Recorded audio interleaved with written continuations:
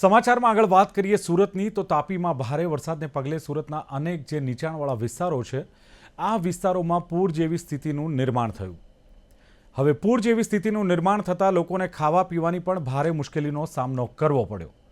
અને આવી મુશ્કેલ ઘડીમાં સુરતના પૂરગ્રસ્ત વિસ્તારોમાં જે માલધારી સમાજ દૂધના વારા ભરે છે, દૂધની ફેરી કરે છે, એ રબારી સમાજના યુવાનોએ માનવતાનું ઉત્તમ ઉદાહરણ પૂરું પાડ્યું.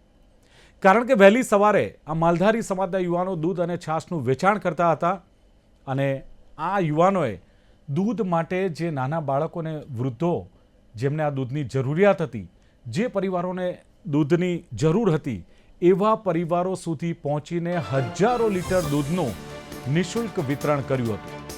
આમ તો પાણી ભરાવાને કારણે મુખ્ય રસ્તાઓ બંધ હતા, તેમ છતાં માલધારી યુવાનો વિવિધ વાહનો અને પાણીમાં ગળાડૂબ વિસ્તારો સુધી પહોંચી આ દૂધના કેન અને દૂધ લોકો સુધી પહોંચાડતા હતા. અને માલધારી સમાજમાં આ દૂધ વિતરણ થતાં જ વડવાળા ધામ દૂધરેજના મહંત શ્રી નાગરદાસ બાપુ પણ ત્યાં ઉપસ્થિત હતા.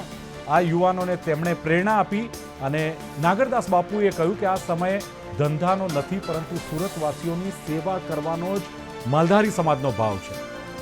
નાગરદાસ બાપુએ કહ્યું કે ખાસ કરીને નાના બાળકોને, માંદા અને બીમાર લોકો માટે દૂધ એ ખાસ જરૂરિયાત હોય છે અને એટલે જ